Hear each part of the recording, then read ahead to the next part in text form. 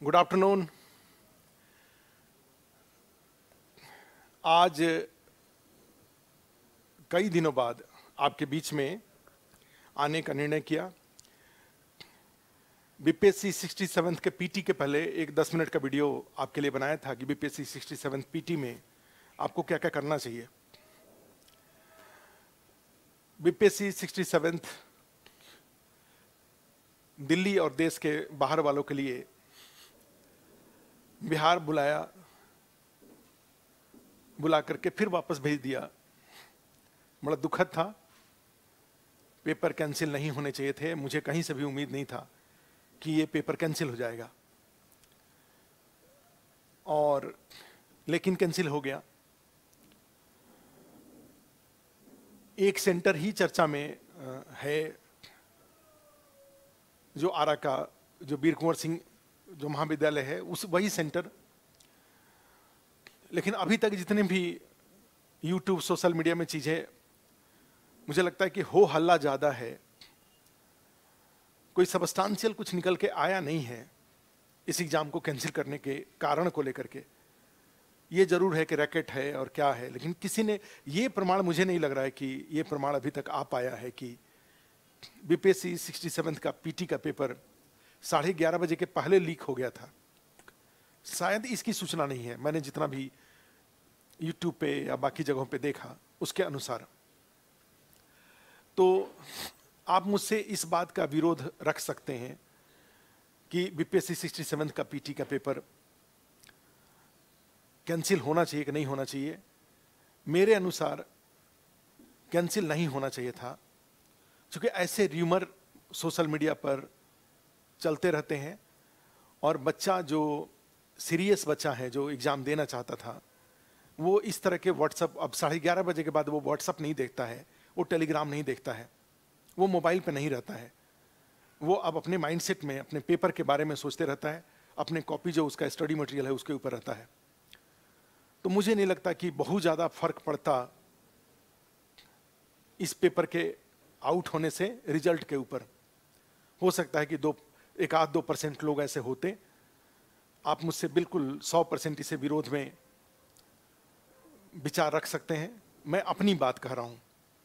मेरे अनुसार देश के विभिन्न भागों से बड़े उम्मीद से बच्चे गए थे पटना। बिहार के एक जिले से दूसरे जिले में लोग गए थे। एग्जाम कंटिन्यू रह जाता तो ज्यादा अच्छा रहता, क्योंकि काफी दिन होने के बाद भी अभी तक कुछ भी, जैसे कि पहले हमने कहा, सबस्टांशियल निकल के नहीं आया है पेपर लीक को लेकर के, कि उस पेपर लीक का टाइमिंग को लेकर के, कि एक दिन पहले ही पेपर वायरल हो गया था, एक दिन पहले वायरल हो गया होता, सुबह में 8 बजे वायरल हो गया था, 5 बजे वायरल हो गया था, 7 बजे वायरल हो गया था। कहीं से भी ये सूचना नहीं है कि पेपर 11:30 बजे से पहले और 11:30 बजे से लेकर के 12, 12:30 के बीच में पेपर का हॉल से, एग्जाम सेंटर से बाहर निकल के आज पाना कोई बहुत मुश्किल बात नहीं है।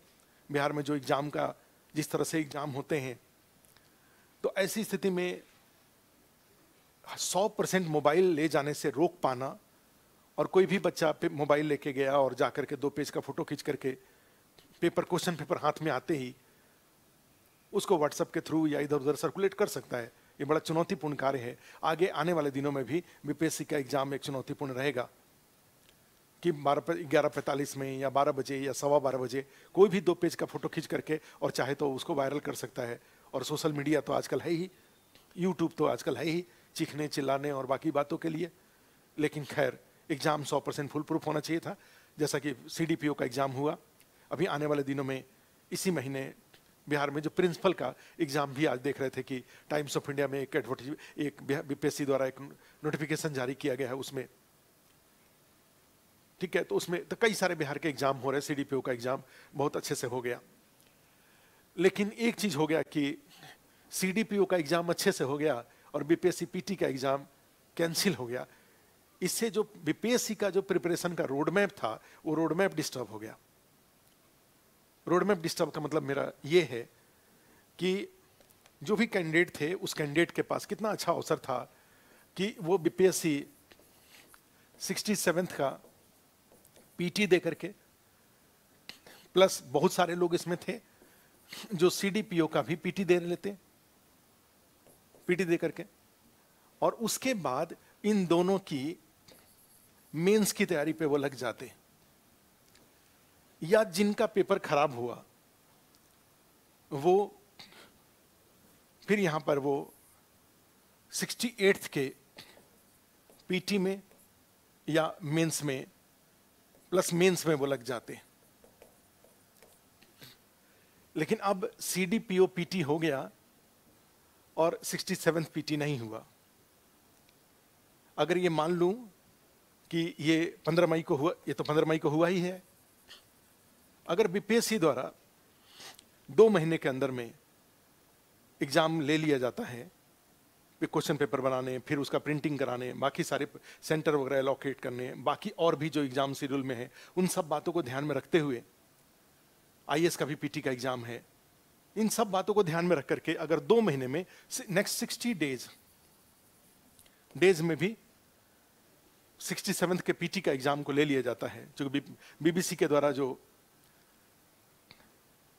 बीपीएससी में जो एग्जाम कंट्रोलर या जो सेक्रेटरी थे उनका जो इंटरव्यू लिया जा रहा था, तो उसमें बीबीसी वालों ने इस बात का एक डेट उनसे पूछा कि भाई 90 दिन में आप एग्जाम ले लेंगे, तो वहां पे जवाब था कि नहीं, 90 दिन से हम कोशिश हमारी होगी कि 90 दिन से पहले एग्जाम ले लें। हम लोग मान के चले कि 60 दिन में एग्जाम अगर हो जाता है। तो यहां पर जो मेरा स्टूडेंट्स का जो मेंटालिटी है, वो मेंटालिटी ये कह रहा है कि लोग सीडीपीओ का एग्जाम जिनका अच्छा गया है, ऑडिटर का पीटी पास करके लोग जो मेंस के लिए वेट कर रहे हैं, वो सबके सब इवन 66th का जो इंटरव्यू दे रहे हैं, उनके दिमाग में भी ये 67th का पीटी अभी भी जगह बनाए हुए है। जबकि बीपीएससी जो 67th है उसका मेंस, सीडीपीओ का मेंस और ऑडिटर का मेंस, ये सबका जो मेंस का सिलेबस है उसमें जो जीएस वाला पोर्शन है वो सब ऑलमोस्ट एक ही है, एकदम से एक है। तो ऐसी स्थिति में सीडीपीओ के पीटी जिनका अच्छा गया है उनको मेंस पे की तैयारी पे जाना चाहिए। लेकिन जैसा कि मैंने देखा कि बीपीएससी 66 पीटी का उसका बीपीएससी 66 मेंस का रिजल्ट आया, इंटरव्यू प्रपोज था, लेकिन मैंने अपने कई वीडियो में भी इस बात को बताया कि 2 कैटेगरी ऑफ स्टूडेंट्स मुझे मिले। एक मिले जिन्होंने बीपीएससी 66 इंटरव्यू को उन्होंने प्रायोरिटी पर लिया और 67th को उन्होंने द्वितीयक लेवल पे लिया, सेकेंडरी लेवल पे लिया। लेकिन ऐसे भी मुझे ग्रुप ऑफ कैंडिडेट मिले जो बीपीएससी 66 को सेकेंडरी लेवल पे रखा और 67th को प्राइमरी लेवल पे रखा। ऐसे भी मुझे लोग मिले। तो उस एक्सपीरियंस के आधार पर मैं अनुमान कर सकता हूं कि अभी भी बहुत सारे ऐसे लोग हैं जो सीडीपीओ का पीटी उनका अच्छा गया है, लेकिन उसके बाद भी वो मेंस पर फोकस करने के बदले वो 67th के पीटी पर फोकस करेंगे। लेकिन फिर यहां पर ये है कि 67th का जो पीटी आपने दिया, आपने पेपर मिलाया और हमने 3 कैटेगरी वहां भी स्टूडेंट्स बताया। एक कैटेगरी ऑफ स्टूडेंट्स को बताया कि भाई आपका जनरली 100 के ऊपर हो रहा था, 100 से 110 के बीच में हो रहा था, या 110 से ऊपर हो रहा था और 100 से बहुत कम हो रहा था। तो हमने टाइमिंग एक बता रखी थी शायद इसके पहले के वीडियो में कि भाई आप अगर 12 घंटा पढ़ते हैं तो आप 3 घंटा, ऐसे लोग जिनका कि पक्का 67th पीटी हो रहा था, उनके 108, 110, 112, 115 इस तरीके से सही हो रहे थे, वो 12 घंटे में 3 घंटे पीटी पर और 9 घंटे मेंस पर दे। और आपका अगर बीपीएससी 67th में पीटी का जो पेपर कैंसिल हुआ उसमें 108, 110, 115 हो रहा होगा, तो सीडीपीओ का पीटी भी जरूर आपका अच्छा गया होगा। तो ऐसे लोग जिनका सीडीपीओ का पीटी अच्छा गया है और 67th का पीटी भी अच्छा हुआ था, भले ही उसका कोई फायदा नहीं है, वो लोग अपने प्रिपरेशन का 9 घंटा मेंस पर दें। ऐसे लोग जिनका सीडीपीओ का पीटी अच्छा हुआ है लेकिन 67th के पीटी में वो अराउंड 100 थे, वो अपने प्रिपरेशन का 6 घंटा सीडीपीओ के मेंस पे दे लें, और वो जो सीडीपीओ के मेंस पे देंगे तो निश्चित रूप से उससे 67th का उनका मेंस का तैयारी भी स्टार्ट हो जाएगा। और 6 घंटा फिर वो पीटी के ऊपर दे दें, 67 का पीटी पर दे दें। और फिर ऐसे लोग जो कि जिनका कि सीडीपीओ का पेपर भी अच्छा नहीं गया है और 67 का जो पीटी हुआ था वो भी अच्छा नहीं गया, उसमें भी अच्छा नहीं था, तो दोनों में इसका मतलब पीटी की तैयारी आपकी कमजोर है। और 2 महीने के अंदर ही मान लीजिए पीटी 67 का पीटी होगा, तो इस दौरान आप क्या करिए कि इस 2 महीने में मेंस की तैयारी मत करिए, आप केवल पीटी पे फोकस करके कम से कम 67 के पीटी में अच्छा परफॉर्म करने की कोशिश करिए। और इसके लिए आप जहां जहां आपको जो जो सेक्शन 8 सेक्शन बीपीएससी 67 पीटी में होता है, history, economy, polity, geography, Bihar special, science, current affairs और मैथ रीजनिंग, इसमें जो जो सेक्शन आपका कमजोर है उस सेक्शन पे आप विशेष रूप से फोकस कर जाइए। लेकिन साथ में ओवरऑल भी प्रिपरेशन करेंगे तो भी तब भी अच्छा रहेगा, क्योंकि 67 पीटी में का जो एग्जाम हुआ था उसमें हिस्ट्री का क्वेश्चन आसान था, तो जैसा कि सुना कि सीडीपीओ में हिस्ट्री का क्वेश्चन डिफिकल्ट आ गया। तो ऐसी स्थिति में 67 के पीटी के पेपर के आधार पे मैं ये मान लूं कि कैंडिडेट का हिस्ट्री अच्छा है और जब सीडीपीओ का पेपर आया तो उसमें उसके अनुसार खराब है, तो फिर ये सीख देता है कि वहां पे 2 अप्रोच हो, जो कमजोर है, रियली कमजोर है, उसको ठीक किया जाए और बाकी जो सेक्शन है उसका रिवीजन करते रहा जाए। और फिर 67 का पीटी देने के बाद अपने क्वेश्चन पेपर को मिला करके और उसके अकॉर्डिंग मेंस की तैयारी करें, क्योंकि 67 का पीटी हो जाएगा, उसके बाद 68 का नोटिफिकेशन आएगा। ये बीपीएससी 67 के हिचकोले खाते रहने से, हिचकोले खाने का मतलब ये है कि पहले ये उधर दिसंबर 2021 में ही होने वाला था, फिर उसका डेट टला, फिर डेट टला, और पेपर में जैसे कि करंट अफेयर्स के क्वेश्चन आए उससे भी पता चला कि पेपर पहले बन गया था। तो ऐसी स्थिति में ये जो सिचुएशन हमने कहा, और प्लस 68 जिनके के लिए जो प्लान कर रहे हैं वो भी अभी के टाइम पे मेंस के ऊपर फोकस करें और साथ में पीटी को भी देखते रहें। नोटिफिकेशन जब आ जाएगा फॉर्म डाल लेंगे आप, तो उसके बाद आप पीटी को प्रायोरिटी पे ले लेंगे, मेंस को साइड में ले लेंगे। लेकिन जब तक नोटिफिकेशन नहीं आता है 68 वालों के लिए, तब तक वो मेंस की तैयारी करें। तैयारी तो आपको सब करना है, पीटी भी करना है, मेंस भी करना है, लेकिन कब क्या करें, ये टाइम मैनेजमेंट बड़ा इंपॉर्टेंट है, स्ट्रैटेजी भी इंपॉर्टेंट है। तो स्मार्ट प्रिपरेशन में टाइम मैनेजमेंट, स्ट्रैटेजी सब मिला करके तब अगर रोड मैप के साथ अगर मेहनत करते हैं, हार्डवर्क करते हैं, तो आपको एक चांस में सक्सेसफुल होने से कोई नहीं रोक सकता। सेल्फ इवैल्यूएशन करते रहना बहुत इंपॉर्टेंट है। दूसरों द्वारा इवैल्यूएशन कराने से अच्छा है कि अपना मूल्यांकन अपने ही करते रहिए, तब जाकर के ये जो अपॉर्चुनिटी है उस अपॉर्चुनिटी को आप रियलिटी में कन्वर्ट कर पाएंगे।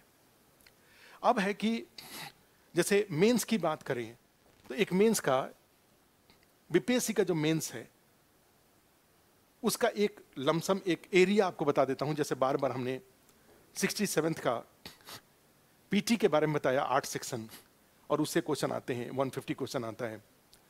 उसी तरह से अब टाइम चूंकि पीटी के पेपर पे डिस्कस करने का नहीं है, फिर देखेंगे, अभी तो मेंस का ही सीडीपीओ का, और आस्था यस में कल 19 तारीख को जो पहले से जिस तरह से प्लान था 67 का पीटी अगर हो गया होता उसके अनुसार और सीडीपीओ के पीटी के अनुसार 19 को हम लोग मेंस का बैच स्टार्ट करने का प्लान रखे हुए थे, और वो कल से अपने शेड्यूल पे स्टार्ट होगा। फिर 67 का पीटी का एग्जाम होने के बाद फिर दोबारा स्टार्ट होगा 67 के पीटी के 67 के लिए। लेकिन अभी कल से हम लोग सीडीपीओ मेंस, 67th मेंस और 68th मेंस के लिए कल 19 तारीख से हम लोग इकोनॉमी का सेक्शन स्टार्ट करने जा रहे हैं। और वहां पे अगर 67th का मैं एक मेंस के सिलेबस के बारे में एक ब्रीफ आइडिया आपको दे दूं, तो आप जानते हैं कि बीपीएससी का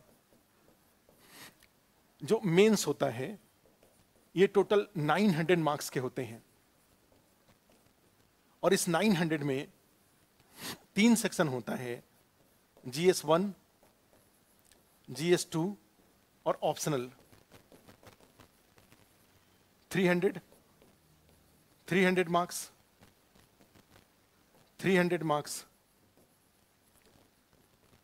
और फिर 300 मार्क्स। मैं अगर इन दोनों पेपर की बात करूं और एक और बात यहाँ पे कर दूं कि ये जो 900 है, इसमें अलग अलग एग्जाम में अलग अलग कट ऑफ गया है। कट ऑफ का मतलब हुआ मेंस क्वालिफाई करके इंटरव्यू देना। ये अराउंड जैसे पीछे 65th और 64th का मार्क्स आ चुका है, 66 का नहीं आया है, तो उन दोनों में 450 जनरल कैटेगरी का जो कट ऑफ था वो 450, 445 और 46 था, अर्थात 50%। इसका मीनिंग क्या हुआ कि तीनों में 150, 150, 150 अगर आ जाता है, या किसी में 180 आ जाए और किसी में कम आ जाए, 120 आ जाए और फिर एक में 150 आ जाए, तब भी आप इंटरव्यू दे रहे हैं 64-65 के अनुसार। लेकिन उसके पहले 63 और 60-62 को लेंगे। नए सिलेबस पे ये एग्जाम हुए हैं। 60-62 से आप जानते हैं कि 2 ऑप्शन की जगह पे 1 ऑप्शन हो गया था। तो यहाँ पे उस समय 60-62 और 63 में 495 और 501 कट ऑफ गया था। तो वहां पर फिर उसके अकॉर्डिंग चैलेंजेस आते हैं। तो अगर मान लो फिर भी 500 को अगर स्टैंडर्ड कट ऑफ मान लें, क्योंकि जब पेपर में ये जीएस पेपर 1 में जो यहां पे 3 सेक्शन है, हिस्ट्री, डीआई और करंट अफेयर्स, ये 3 सेक्शन को, तो कई बार ऐसा होता है कि करंट अफेयर्स में नेशनल इंटरनेशनल इश्यूज और बिहार का जो 3 क्वेश्चन आपको लिखने होते हैं, यहां पे जानते हैं कि 3 क्वेश्चन यहां से लिखना होता है, 3 क्वेश्चन यहां से 6 और 2 क्वेश्चन यहां से लिखना होता है। कई बार ऐसा होता है कि इस करंट अफेयर्स वाले सेक्शन में जो 3 क्वेश्चन है उसमें 2 क्वेश्चन डिफिकल्ट हो जाता है, अनप्रेडिक्टेबल रहता है। तो जब अनप्रेडिक्टेबल यहां पे हो जाता है तो इसका कट ऑफ, इसमें जो मार्क्स होगा 2 क्वेश्चन 38 इंटू 2 जब एवरेज हो जाएगा तो पेपर 1 में, जीएस पेपर 1 में मार्क्स कम आ जाता है और उसके अकॉर्डिंग ये कट ऑफ के 450 होने के चांसेस बढ़ जाते हैं। और यहां पे बिल्कुल प्रेडिक्टेबल क्वेश्चन, जैसे क्वेश्चन आ गया अफगानिस्तान के ऊपर, रसिया यूक्रेन के ऊपर, इंडिया के नेबरिंग कंट्रीज के ऊपर, श्रीलंकन क्राइसिस के ऊपर, इस तरीके का क्वेश्चन आ जाता है, तो यहां पे कट ऑफ क्या, ये पेपर फिर आसान हो गया ये, तो यहां कट ऑफ अराउंड 500 चला जाएगा। जीएस पेपर 2 में आप जानते हैं कि यहां पे पॉलिटी, इकोनॉमी, ज्योग्राफी और साइंस टेक, आप जानते हैं 3 क्वेश्चन यहां से, 3 यहां से और 2 यहां से, टोटल 8 क्वेश्चन यहां भी होता है। तो ओवरऑल आपका प्रिपरेशन इतना ही है, इतने ही चैलेंजेस हैं आपके पास और एक आपका ऑप्शनल है। अब इसमें मैं यहां पे ये इकोनॉमी वाला सेक्शन को स्टार्ट करने, कल स्टार्ट करूंगा शाम को 6:30 बजे से, और इस 6:30 बजे से स्टार्ट करेंगे तो उसमें इकोनॉमी का जो पेपर, पिछले का पेपर उठा के देखेंगे तो थोड़ा चैलेंजिंग है। इस तरह से चैलेंजिंग हो जाता है कि कई बीपीएससी का अपना एक टिपिकल सिलेबस होता है सारे सेक्शन का। हिस्ट्री का आप जानते हैं टोटल 17-18 टॉपिक्स ही हैं, उसका कंटेंट आपको मिल जाए, आप उसको 10 बार पढ़ जाइए और फिर आंसर लिखने का प्रैक्टिस कर लीजिए विथ डायग्राम, तो ये सेक्शन अच्छा हो जाता है।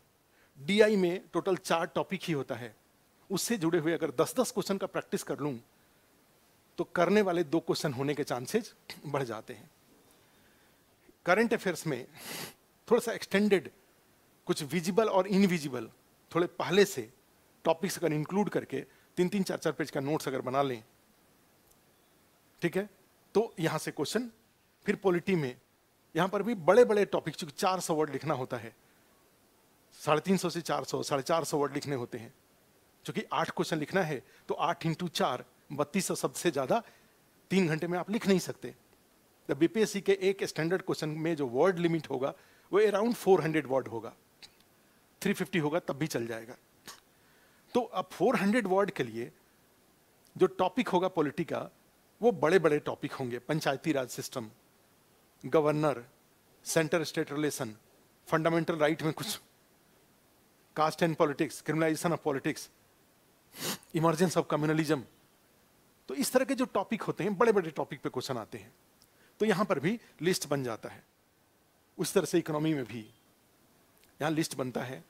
और इकोनॉमी के साथ अच्छी बात यह है, स्टूडेंट्स के लिए थोड़ा चैलेंजिंग होता है मेरे पॉइंट ऑफ व्यू से, कि यहां दिल्ली से पढ़ाते हैं हम लोग, तो यहां पर एक आईएएस वाला भी ओरिएंटेशन रहता है, जैसे आपने देखा होगा कि अभी मैं थोड़े दिन पहले 15 तारीख को मध्य प्रदेश होशंगाबाद गया हुआ था, और वहाँ पे होशंगाबाद के जो कमिश्नर थे उन्होंने अपना एक कार्यक्रम रखा हुआ था, और उस कार्यक्रम में एसपी, डीएम, आईजी सारे लोग थे, हम लोग भी थे। तो एक पैन इंडिया ओरिएंटेशन के साथ बिहार बजट और इकोनॉमिक सर्वे की चीज़ों को अगर हम जोड़ लेते हैं तो हमारा कंटेंट निकल जाता है। क्योंकि यहाँ पे दिक्कत इस बात की है कि हमारे पास मान लीजिए आईएएस का मैटर हो या बिहार का मैटर हो, लेकिन बीपीएससी मेंस की जरूरत दोनों को जोड़ के बनाने की होती है। हर पैरा में दोनों चीजें मिक्स होती हैं, तो वो कंटेंट बड़ा इंपॉर्टेंट हो जाता है। वो कंटेंट कई बार खुद से नहीं हो पाता है। ठीक है, अब बीपीएससी का क्वेश्चन भी उठा के देखिए, हर क्वेश्चन में रेफरेंस ऑफ बिहार लिखा हुआ है। Organic farming reference of Bihar, land reform reference of Bihar, agriculture produce marketing reference of Bihar, तो सब जगह food processing reference of Bihar. और आपको हर जगह पे बिहार बिहार बिहार बिहार उसके फैक्ट को इकोनॉमिक सर्वे, बजट और न्यूज़पेपर से उठाने पड़ेंगे, तब जाकर के एक स्टडी मटेरियल आपका बिहार का बन पाता है। ठीक है, तो इस तरीके से जाते हैं। तो ओवरऑल ये पेपर एक बीपीएससी का, और इसी से आप जानते हैं कि सीडीपीओ में के मेंस में भी, तो यहाँ पर लिस्ट ऑफ टॉपिक्स 3 फेज में हुआ, 4 फेज हुआ टोटल। लिस्ट ऑफ टॉपिक्स, उसका कंटेंट आप उसको याद करिए और फिर उसको क्वेश्चन पेपर की डिमांड के अनुसार उसको प्रेजेंट करिए। और प्रेजेंट करने में बार बार मैंने ये जरूर बोल रखा है कि बीपीएससी में आपका आंसर हवादार होना चाहिए, एयरी होना चाहिए आंसर। आप कोई भी गवर्नमेंट का डॉक्यूमेंट्स उठा के देखिए, सारे डॉक्यूमेंट्स में आजकल डायग्राम होते हैं, टेबल होता है, पॉइंट्स होता है, डेटाज होते हैं। आपका आंसर भी इस तरह से डायग्राम, टेबल, पॉइंट्स, डेटाज के साथ एयरी होना चाहिए। आपको 38 में 32 नंबर तक मिल जाएगा। और जब 5 क्वेश्चन में 32 नंबर मिल गया, इसका मतलब कितना हो गया, 160 नंबर हो गया। और 3 क्वेश्चन में 10-10 भी मिल गया तो 190 नंबर हो गया। 190 नंबर जीएस में हो जाए और बाकी 150 नंबर भी हो जाए तो आप इंटरव्यू दे रहे हैं।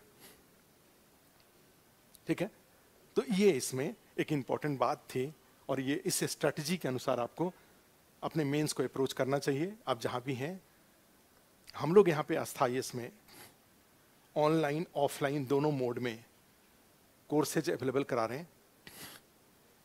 कल से मेंस का, और 68th पीटी के लिए फिर हम लोग 23 तारीख से नया बैच स्टार्ट कर यहाँ पे होगा, ऑफलाइन में और ऑनलाइन में। आप उसके जो भी, अगर आपको लगता है कि आप कोचिंग के सहयोग की जरूरत है, सेल्फ स्टडी से भी हो सकता है, कोचिंग के नोट्स वगैरह कहीं मिल जाए उससे भी हो सकता है। लेकिन अगर लगता है कि कोचिंग के सहयोग की जरूरत है तो सहयोग लेने से परहेज नहीं करना चाहिए। अगर मान लीजिए आप खुद से 450 तक, 500 का कट ऑफ अगर मान के चलें और 450 तक, वो 50 नंबर ही का भी सहयोग अगर कोचिंग के कारण से, अगर 50 नंबर भी आपका बढ़ जाता है कोचिंग के सहयोग से, तो अमूल्य है वो। अल्टीमेटली सफल होना ही तो आपका उद्देश्य है। जहां से सहयोग मिले वो सब सहयोग लेकर के आगे बढ़ना चाहिए। अब जो यहां पर एक इंफॉर्मेशन मैं ये देना चाहता हूं कि जो हमारे आस्था इसके कोर्सेज हैं, उसमें ये जो जनरल स्टडीज वाला पार्ट है और जो ऑप्शनल का पार्ट है, तो आस्था ये इसकी ओर से अभी के टाइम पे जो ऑप्शनल अवेलेबल है, उस ऑप्शनल में सोशियोलॉजी का भाई धर्मेंद्र सर, मैथमेटिक्स का बीके मिश्रा सर का, ज्योग्राफी का रवि जी जो पढ़ा रहे हैं, प्लस हिस्ट्री का जो अगर अवेलेबल है तो जो अनिल सर पढ़ाते हैं।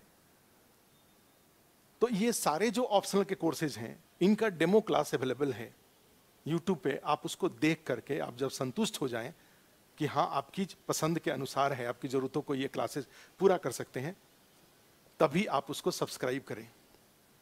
हाँ, ये जरूर है कि ये जो जीएस वाला पोर्शन है वो मैं अपने नेतृत्व में करता हूँ, अपने साथ एक टीम जोड़ करके, हिंदी मीडियम, इंग्लिश मीडियम, ठीक है, ये अवेलेबल कराते हैं कोर्सेज को।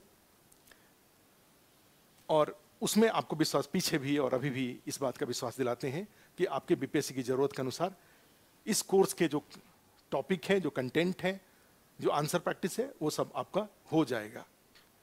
ऑप्शनल आप जांच करके, परख करके तब LSW का क्लास यहाँ पे आस्था IAS के माध्यम से स्टार्ट होने वाला है। जब होगा तो उसका वीडियो आपके YouTube पे के थ्रू या अदरवाइज आ जाएगा।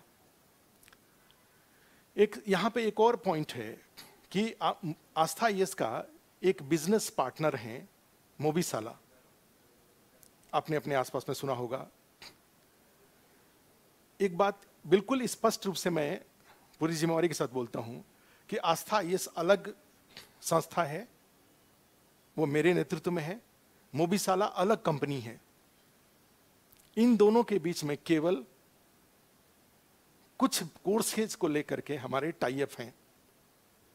अगर आपके पास जो मैं कोर्सेज बोल रहा हूं उसके अलावा कोई भी कोर्स आपको आस्था IAS के नाम पे ऑफर किया जाता है तो आप उसको अपनी जोखिम पर।